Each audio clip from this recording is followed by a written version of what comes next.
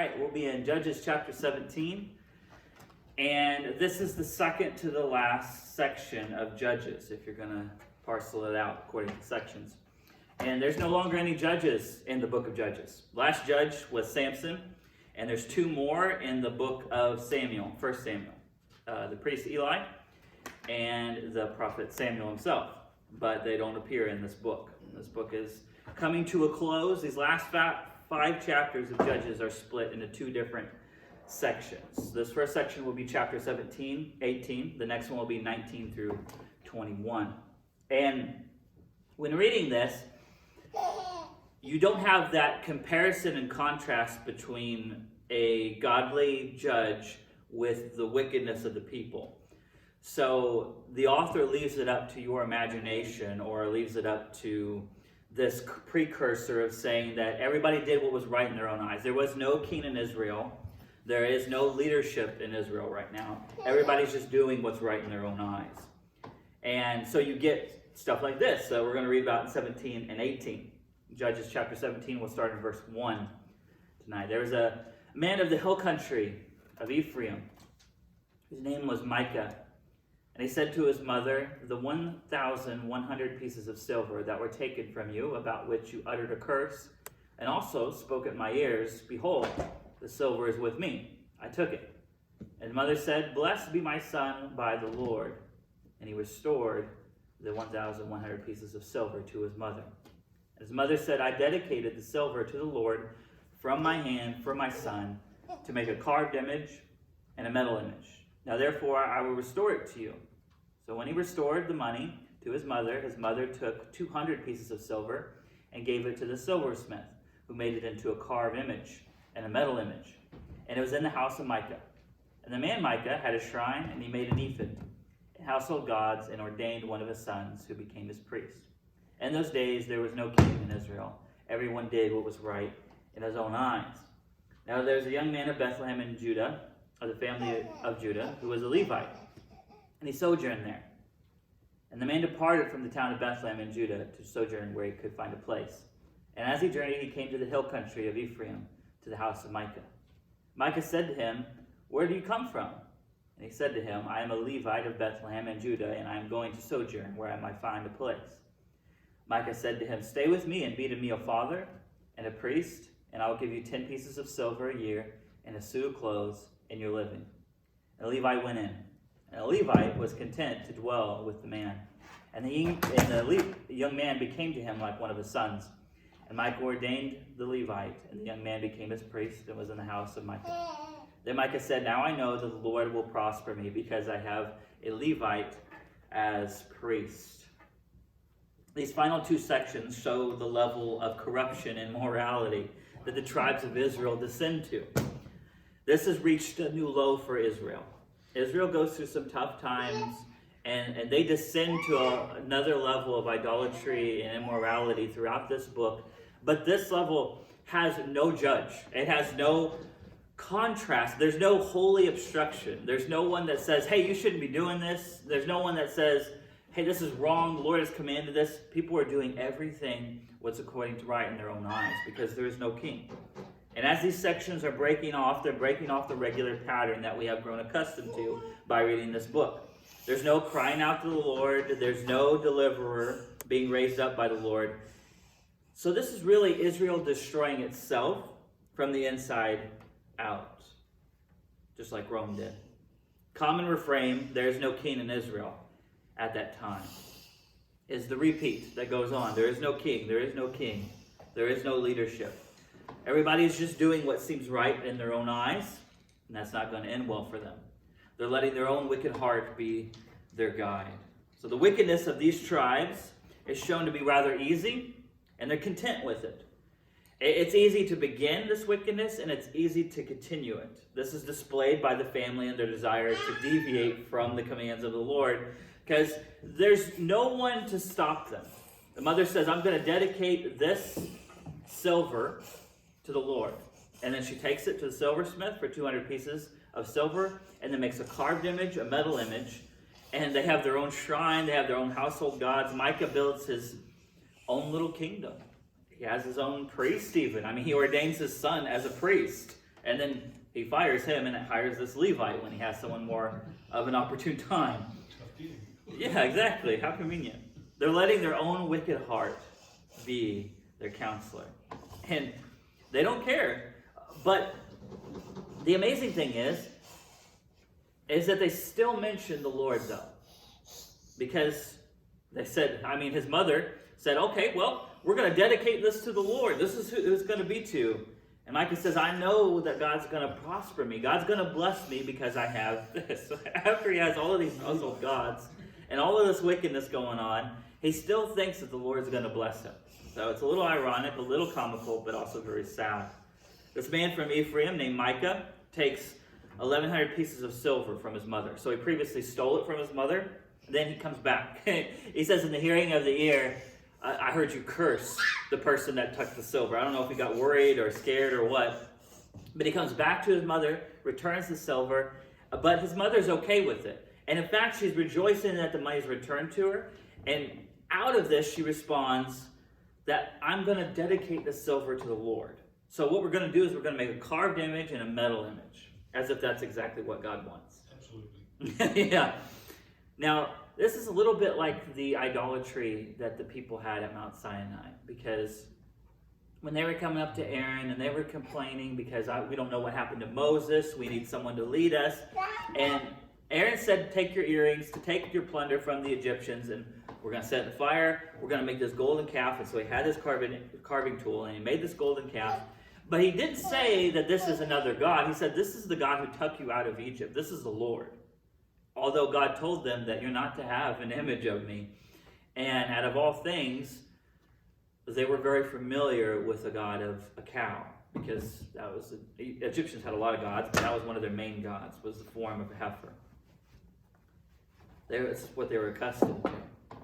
And then, of course, when Moses got back, Aaron was like, I don't know what happened. I threw this in the fire, and this came out, and I don't know, the people just kind of had their way. His mother takes this 200 pieces of silver and gives it to the silversmith to make an idol.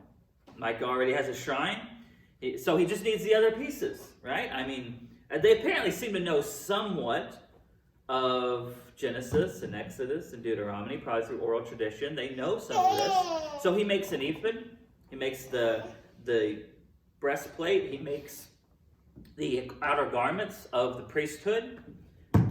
Ephraim was a place, having Shiloh, Ephraim was a place where you go for priestly duties.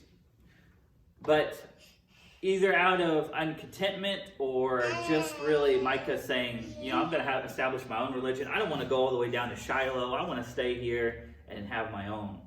So Micah dedicates his son as a priest. This shows that he is attempting to establish his own religion, his own priesthood. One can imagine what that would look like. And one can argue that this is somewhat more of a subtle form of idolatry, because both him and his mother say that the Lord is going to bless us. They don't outright leave God, and they don't say that, just forget God. They try and incorporate him with all of this other idolatry that's going into play, as if that's going to please him. They say, God is going to bless me because we have all these other household gods. It's a little bit of a subtler form of idolatry, but still it's no better than any other form of idolatry. We have to ask the question, does God care how we worship him? Is he concerned with our state of worship? Can we worship him in any way that we see fit? Or is there a way in which he has prescribed that we worship him?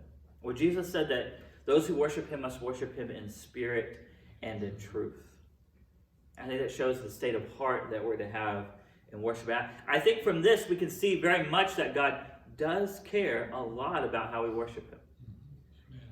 Ask Nadab and Abihu, the people who figured that they would bypass this regular way of offering this incense to be burned, and they did a shortcut, and then God consumed them in the fire. He told Moses that I will be upheld as holy in the midst of the people. So I think we can gather from the author's comments in this section that it matters a great deal to God how we worship him. Micah and his mother seem to have conviction. That's what's ironic about this. They seem to have some form of... They really are sincere. But it's wrongly placed. They have conviction, but it's terrible conviction. It's wrongly placed. Do you feel like they're just hearts in the right place, just misguided? Yeah. Really misguided. And is it due to the situation they were accustomed to? Yeah. Was there just no spiritual guidance? Yeah. No king. No king, no. Okay, then is it the king's duty for their spiritual guidance? Yeah. If they have no king, then they're just doing the best they can or just winging it. Yeah. I mean, while we look at them and kind of criticize them and see what we can glean from them, there's a level where it's kind of like you can a little bit emphasize or empathize with what they're going through. I mean, I wouldn't want to be in their shoes, but Kind of rock a hard place. Really, I mean, if they don't know any better, they're trying as best. Yeah. They don't really know any better. So Yeah. We're going to do this. yeah. I mean, in some way that they felt as though these household gods were going to be pleasing to the Lord. And that's quite possibly because Ephraim, as is close to some of the other surroundings, they want to incorporate some of the pagan stuff, and they thought, well, maybe this will help appease God in some way. And there is no leader at that time. There's no judge. Samson was the last judge in their era. There's no one to lead them. There's no one to guide them. And this is just what they're doing. But it goes even a step further, because Micah finds this wandering Levite, this vagabond, this Levite that's just wandering around. He comes from Bethlehem, and then he stops at Ephraim, and he stops specifically at the house of Micah. And Micah is like, ooh, okay, here we go. I have my own established religion. Now I can actually have a Levite. I can have my own personal Levite. You know, we would all like our own personal chef. Well, he wants his own personal priest. And so he ordains him. I don't know what that looked like. You know, he sacrificed a bird or something. I don't know. In his own household. He ordains this Levite, and he fires his son. He doesn't want him to be a part of the priest anymore. But he wants this to be kind of authentic. Because, this is the Levite. He's kind of the real deal. I mean, he did come in from Bethlehem, but nevertheless, I mean, he's of the bloodline of Levi. So maybe God will bless me. That's what he says. Maybe God will prosper me because I have a Levite as priest. Now, Levites didn't have their own tribe. They didn't have their own inheritance like the other tribes did. And in fact, God told them that you're not going to have physical land as your inheritance, but you're going to have me as your inheritance. I love that line from Leviticus. Instead, they had 48 cities. Didn't have this specific tribe. They had 48 cities in which they could live in and participate in and have community in. But Bethlehem was not one of them. So he is a straggler, or he's on the run, or he's AWOL, or he's something. But, I mean, man, here he goes. He sees this own guy's personal priest, and he gives him pay. He says, I'll give you 10 pieces of silver a year, which I guess was a lot. Well, if Delilah was tempted by the lords of the Philistines by the exact same amount that Micah took from his mother, 1,100 pieces of silver. And that's what he has here.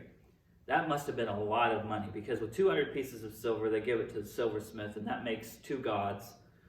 And here, this Levite's content with 10 pieces of silver a year, a suit of clothes, and a living. And that was his price. Some people have a price. That was this Levite's price. Micah saw God as his own personal slot machine. He saw God in his debt. He thought God had to bless his household because he had a couple priestly boxes checked. He figured that as long as I have this check, this check, this check, I mean, God has to bless me. There's no other way. Micah was hoping because he had a Levitical priest that the Lord would be with him. And the following externals does not automatically bring blessings to God. Israel fell into that several times, because remember when they were going up against the Philistines, they took the Ark of the Covenant and they presumed, they had a natural presumption that God would be with them. And God didn't tell them that he was going to be with them. They just assumed that God, you have to help us. I mean, this is where your presence dwells. This is the Ark of the Covenant. Where else are you going to be, God? You have to defeat the Philistines. You have to show them that you're stronger than Dagon, their God. Micah thought this as well. He presumed that God would be with him because he had these boxes checked. Following externals does not automatically mean that we will be blessed of the Lord. But the reverse is also true. because we should do the externals that God has commanded along with our heart. So while we're doing these things, our heart also should be there with us. As the Lord prescribes worship, we must remember that we're not the ones who prescribes worship. The Lord is the one who prescribes what true worship is like, and it's from the heart. It's in spirit and in truth. And I'll kind of, from our text this morning, as we're proclaiming the excellencies of acknowledging his name in Hebrews 13 and proclaiming the excellencies that he has delivered us from eternal darkness into his eternal light. We can go so far on the other side and don't want to offer just lip service to God and say, well, it's about doing, not necessarily saying, and I don't want to just offer lip service. And I've gone a lot on that side. I figure God doesn't really so much care about my words, but he cares about my actions. But how many times in the scriptures does it talk about singing, talks about rejoicing, talks about proclaiming, acknowledging his name, saying these things out loud? So there is a level where he does really enjoy our words matching with our heart as well. We may think, well, what does that matter? Does God really care about those words? What is that really to him? But the scriptures calls that an offering. That it's an offering of thanksgiving. That our words please him. What would you think? You wouldn't want to have a relationship where your spouse is just always doing things that say, well, I'm doing this out of love, but they never tell you that they love you. It's like, well, you just assume because I'm doing these things. Well, yeah, but it's kind of nice to hear it too. Does that mean that she would never speak? What's that? She would never speak? She would never speak? I'm not able to make that work. Oh, okay. Now Judges 18, verse 1, gives the common refrain once again. In those days there was no king in Israel. And in those days the tribe of the people of Dan was seeking for itself an inheritance to dwell in. For until then no inheritance among the tribes of Israel had fallen to them. This tribe of Dan is going around searching for land. Now why did they not have land? Way back in Judges chapter 1, verse 34, it says that the Danites could not inherit the land that they were given. God had given them the land of the Amorites, but they couldn't inherit it because they had unbelief, because they didn't trust in God to overpower the Amorites. So God said, you're not going to get this land then. If you're going to be filled with unbelief, you're not going to get this land. Sounds similar to the wandering in the wilderness.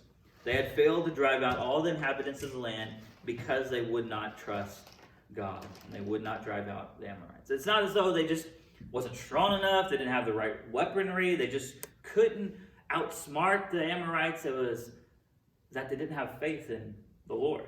And because of that, God punished them to just be vagabonds, just wander around and not have their own land. And so it appears as though they never take the land of the Amorites, they never take the land that the Lord has given them. And so they're just wandering around until they come to Ephraim, and they come to Micah and to his priest. Verse 2, so the people of Dan sent 5 able men from the whole number of their tribe, from Zorah and from Eshtaol, to spy out the land and to explore it. They said to them, go and explore the land. And they came to the hill country of Ephraim, to the house of Micah, and lodged there.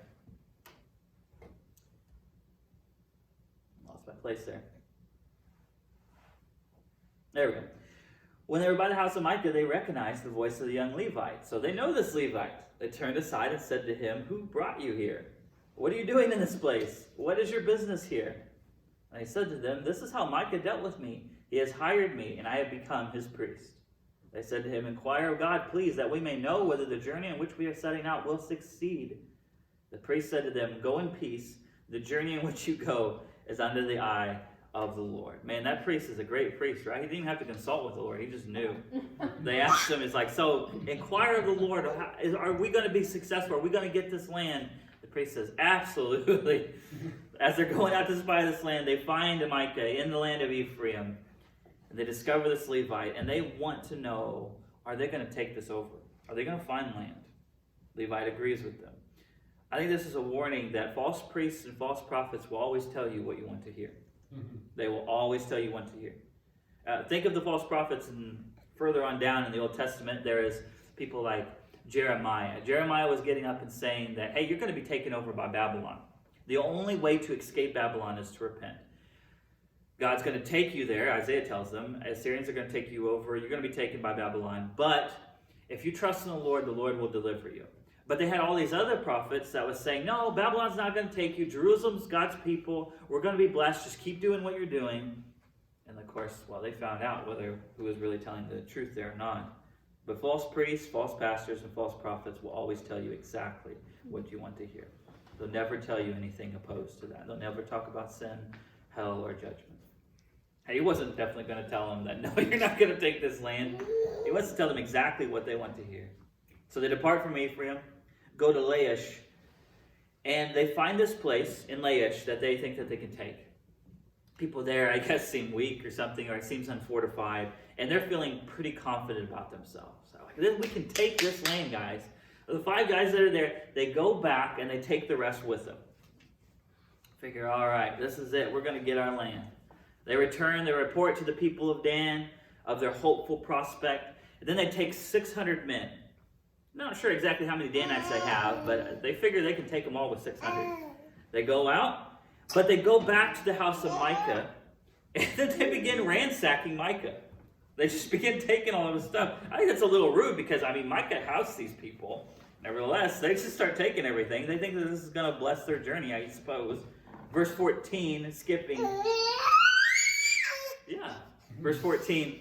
Then the 5 men who had gone in to scout out in the country of Laish said to their brothers, do you know that in these houses there are an ephod, household gods, a carved image, and a metal image? Now therefore consider what you will do. They turned aside there, came to the house of the young Levite at the home of Micah, and asked him about his welfare. So they started to chat a little bit. Now the 600 men of the Danites, armed with their weapons of war, stood by the entrance of the gate. The 5 men who had gone out to scout out the land went up and entered and took the carved image, the ephod, the household gods, and the metal image, while the priests stood by the entrance of the gate with the 600 men armed with weapons of war. And when these went to Micah's house and took the carved image, the ephod, the household gods, and the metal image, the priest said to them, what are you doing? They said to him, keep quiet. Put your hand on your mouth and come with us and be to us a father and a priest. Is it better for you to be a priest to the house of one man, or to be a priest to a tribe and clan in Israel? The priest's heart was glad. He took the ephod and the household gods and the carved image and went along with the people. You ever heard of the saying, falling upward? That's what this Levite did. He goes from being this wanderer from Bethlehem, finds this pretty wealthy guy and his family, has his own personal priesthood. You have no other priest to contend with. This is all for you. You're the sui generis of all of the other priests in that area. And then this tribe comes along and they're like, hey, we want you to be our own personal priest. How would it feel to be a priest of an entire tribe? No other priest, just you. That's a promotion. This guy went from boom, boom, boom, quick. Men from the surrounding homes, however, hear of this ransacking of Micah's house. They come out to overtake them, but they don't. The men of Dan respond. Verse 23. They shouted to the people of Dan, who turned around and said to Micah, what is the matter with you that you come with such a company? So this is Micah. He hears of all of this rumbling around. He's like, hey, you're taking my stuff. Verse 24, and he said, you take my gods that I made and the priests and go away, and what have I left? How then do you ask me, what is the matter with you? That's a good question. And the people of Dan said to him, do not let your voice be heard among us, lest angry fellows fall upon you. Do not let and you lose your life with the lives of your household. Then the people of Dan went their way, and when Micah saw that they were too strong for him, he turned and went back to his home. But the people of Dan took what Micah had made, and the priests who belonged to him, and they came to Laish, to a people quiet and unsuspecting, and they struck them with the edge of the sword, and burned the city with fire. And there was no deliverer, because it was far from Sidon, and they had no dealings with anyone. It was in the valley that belongs to Beth-rehob. Then they rebuilt the city and lived in it. And they named the city Dan, after the name of Dan, their ancestor, who was born to Israel. But the name of the city was Laish at the first. The people of Dan set up a carved image for themselves. And Jonathan, the son of Gershom, son of Moses, and his sons were priests to the tribe of the Danites until the day of the captivity of the land. So we finally get a name of this Levite. So they set up Micah's carved image that he made, as long as the house of God was at Shiloh. So that's where the true house of God was. That's where the tabernacle was. It was in Shiloh, and it wasn't that far from Ephraim, but still, I mean, if you're walking everything by foot or by horse or donkey, it could still be a rather monotonous journey. But I get this. So this is only 2 generations from Moses. Jonathan, the son of Gershom, son of Moses, and their sons become priests to the priests of Danites. They've descended so far so quickly. We think this is a long time between them and their wandering in the wilderness and then the triumphal faithfulness of Joshua and his people. But this is only a couple generations later, and they've already fallen to their own form of idolatry once again. I think we learn 3 things here. Misplaced devotion only robs.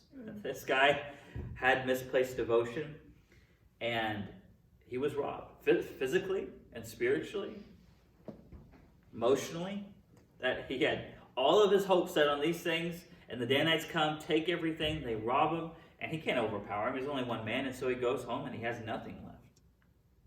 Number 2, the strength of the world is the sword, but the strength of the kingdom of the Lamb is the cross and new life. We see the strength of these wicked people. They come, they overtake the people of Laish. The Danites finally get their land, but they don't get their land by faithfulness. They get their land by just destroying unsuspecting people. There's even a little tribal fighting going among them. And we can trust in the strength of our own sword, the strength of the way of the world, or we can trust in the strength of the Lamb, who operates different. And the strength of the Lamb, as odd as it may seem, comes from the cross.